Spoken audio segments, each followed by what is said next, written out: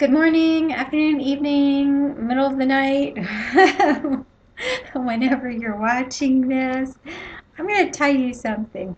I don't cheat. I don't peek ahead. I don't look to see what we're going to be talking about, and I don't have it memorized. So I don't know. I mean, I have read it before. Okay, I think you figured that out. Um, well, we were on Noah's flood, so let's get into Genesis chapter 7. Verse 1. The Lord then said to Noah, Go into the ark, you and your whole family, because I have found you righteous in this generation. Take with you 7 of every kind of clean animal, a male and its mate, and 2 of every kind of unclean animal, a male and its mate, and also 7 of every kind of bird, male and female, to keep their various kinds alive throughout the earth. 7 days from now, I will send rain on the earth for 40 days and 40 nights, and I will wipe from the face of the earth every living creature I have made, except for what's in the ark. And as far as we know, except for what's in the sea, since he never mentioned that. Okay, so remember before, you hear all of this 2 by 2 going into the ark. Well, we just had a whole bunch of 7s here. Take with you 7 of every kind of clean animal, a male and its mate, and 2 of every kind of unclean animal, a male and its mate, and also 7 of every kind of bird, male and female, to keep their various kinds alive throughout the earth. Okay. Wow. So when it came to the unclean animals, he wanted male and its mate so that they could have offspring. But when it came to the clean animals, what did he say about that? Take with you 7 of every kind of clean animal, a male and its mate. Okay. And 2 of every kind of unclean animal, a male and its mate. Well, in the 7, that's not going to work. You can't have a male and its mate, which is an even number, and end up with 7. Somebody's not going to have a mate. Okay. And then with the unclean animals, everybody's going to be able to have a mate because it's 2 of every kind. Okay, what he doesn't explain to us is what the heck is the difference between a clean animal and an unclean animal. This is where those who have gone to church, who have read more of the Bible, would probably say that the clean and unclean has to do with what God would allow to be sacrificed to him. Some might say that the difference between clean and unclean is what they were allowed to eat, because later on Jewish people were given orders as to what they're allowed to eat and what they're not allowed to eat, and they're not allowed to eat anything unclean. I'd say it's more likely something like that. But again, we're not told yet. I find that a little peculiar because I would think that we would need to know ahead of time. But obviously, we're not the ones that need to know right now. Noah's the one that needs to know, and he obviously does know the difference between this clean and unclean. And we do know that sacrifices were already being done on the altar, well, some form, because we know that Cain and Abel both gave offerings to the Lord, and Abel's offering was fat from animals. And so the animal obviously had to die in order to get that fat. Now maybe he was eating the rest of it and he took off the fat, which I happen to find the best part. A lot of people don't eat now. And anyway, so whether the animal was killed on the altar for the purpose of sacrificing it to the Lord and then taking out the fat, I don't know. They didn't tell us, and I actually kind of highly doubted at that point that it probably was to eat it. Okay, but anyway, so we do have a question as to what's the difference between clean and unclean, but we now know something that you're not going to learn in Sunday school usually, is that it's not 2 of every kind of animal. It was 7 of some. Okay? It says, and also 7 of every kind of bird, male and female. So when it came to the birds, there was no set of 2. That was all sets of 7. When it came to the animals, it was the clean ones that were sets of 7 and the unclean ones that were sets of 2. And I don't think it had anything to do with baths and that. But I don't know. Okay. So he said in 7 days. So 7 is showing up a few times. A lot of people say that 7 is God's perfect number, the number of completion or perfection or whatever. I'm just telling you that obviously it's shown up a few times in this paragraph. To me, that's not enough to make any conclusion. 7 days from now, I will send rain on the earth for 40 days and 40 nights. Well, there's 2 40s. But then you can't have 40 days and 15 nights, so of course you're going to have 2 40s. And I will wipe from the face of the earth every living creature I have made. Verse 5, and Noah did all that the Lord commanded him. Verse 6, Noah was 600 years old when the flood waters came on the earth. Okay, I thought they told us how old he was when the Lord commanded him to build the ark. Am I wrong?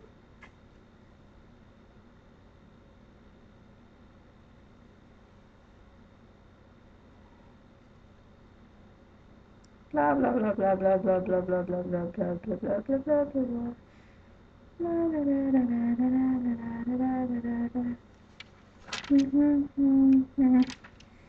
Maybe I am wrong.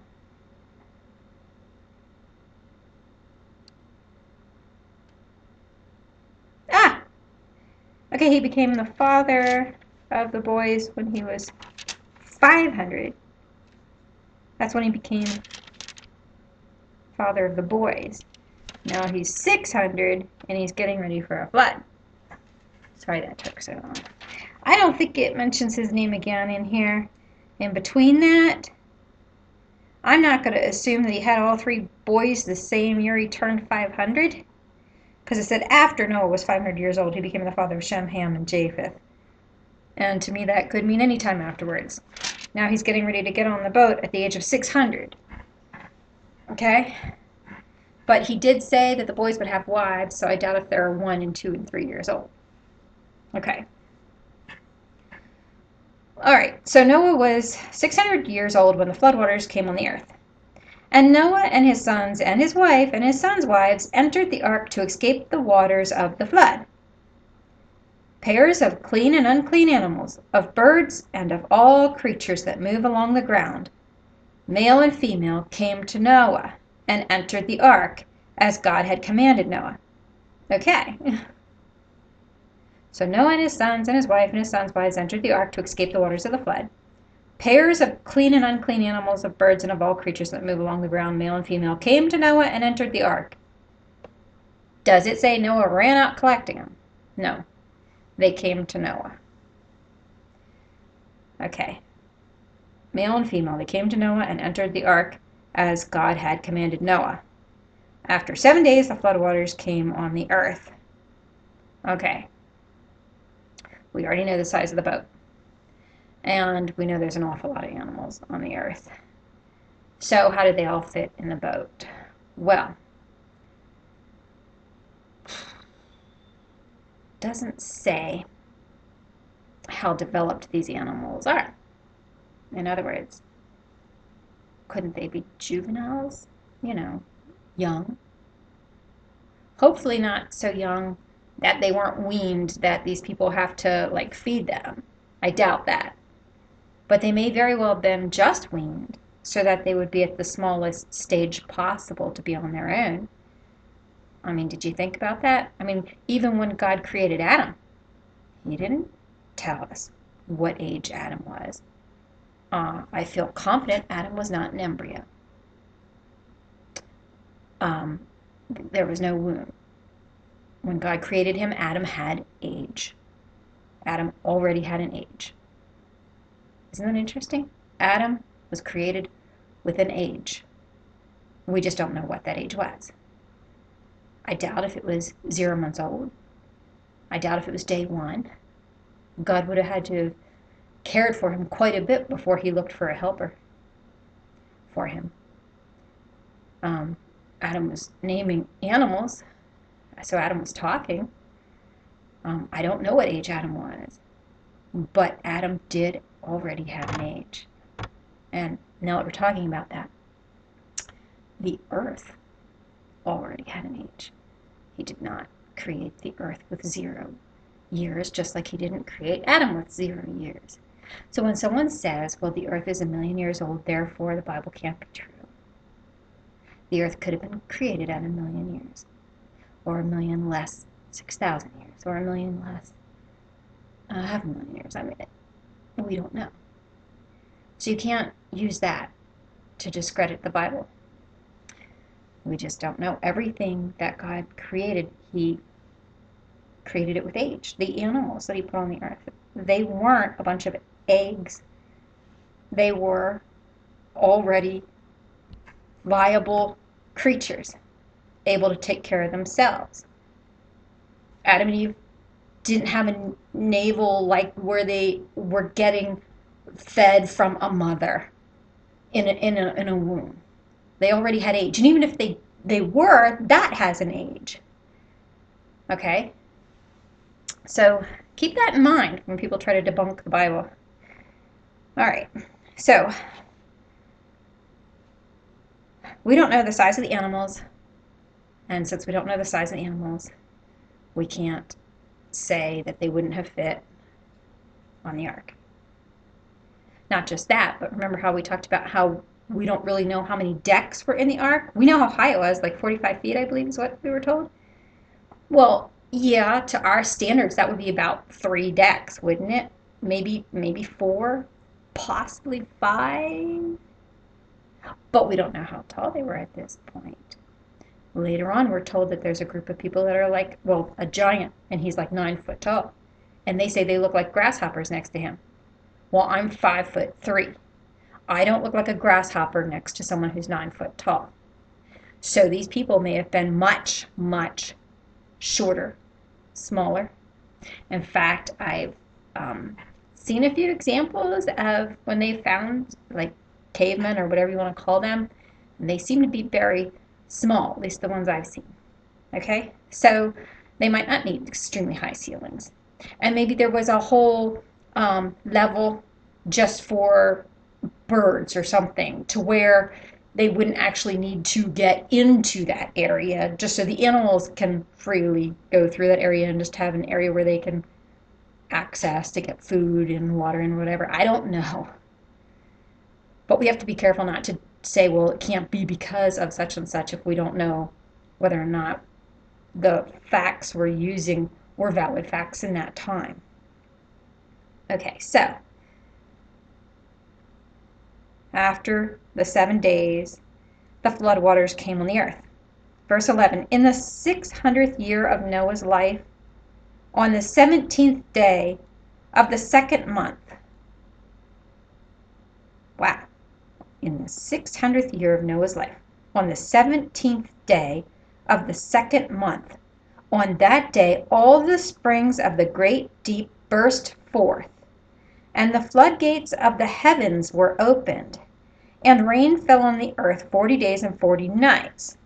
So we're always told about it raining 40 days and 40 nights. Yes, but did you notice that was only half of the story? It says here that all the springs of the great deep burst forth, and the floodgates of the heavens were opened. So rain came down, but we also had springs from the earth pouring water up. So the surface of the earth was getting inundated both ways.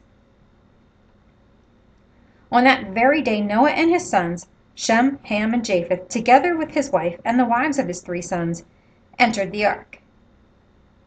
They had with them every wild animal according to its kind, all livestock according to their kinds, every creature that moves along the ground according to its kind, and every bird according to its kind, everything with wings. Pairs of all creatures that have the breath of life in them came to Noah and entered the ark. The animals going in were male and female of every living thing as God had commanded. As God had commanded Noah. Important word. Then the Lord shut him in. Then the Lord shut him in. Okay, so these animals came to Noah, and Noah, allowed them onto the ark. And then after everybody's in, all the people, what do we say, 8 people, right? And all the animals are in, then the Lord shut him in. So Noah didn't grab a hold of this door that he had built according to God's request and shut it and lock it and hope it was sealed well. The Lord shut him in, and the Lord must have done a good job of sealing it too, because otherwise the waters would have come in. How I don't know how it wouldn't have, but anyway, so the Lord gets credit for this, for saving Noah. See, if Noah had shut himself in, then there could be stories of people saying, yeah, well, there was a flood. And this man named Noah, he saved himself and his family. In my entire lifetime, I've never heard anything like that. Every time I hear the Noah story, and there are many versions of the Noah story found in caves all over the world, between civilizations that couldn't have communicated with each other. Look it up. Anyway, none of them did I hear of ever where Noah got the credit. It was always the Lord getting the credit for saving Noah and his family. Verse 17, for 40 days the flood kept coming on the earth, and as the waters increased, they lifted the ark high above the earth. So the waters caused the ark to keep rising as the waters rose. Verse 18, the waters rose and increased greatly on the earth, and the ark floated on the surface of the water. Verse 19, they rose greatly on the earth, and all the high mountains under the entire heavens were covered. The waters rose and covered the mountains to a depth of more than 20 feet. So the water was so deep that from the highest mountain, it was 20 feet above the tip. And this is very specific. We're given very specific information here. We're given the dimensions of the ark. We're given even the fact that it has like this opening, almost like a window, 18 inches around the top between the roof and the sides. Okay, obviously there had to be something attaching that. So I don't think it was floating 18 inches above the ark. But we're not told the size of the animals or exactly what the animals were, what species, but it was obviously every species, because God wanted to save every species. And they came to Noah.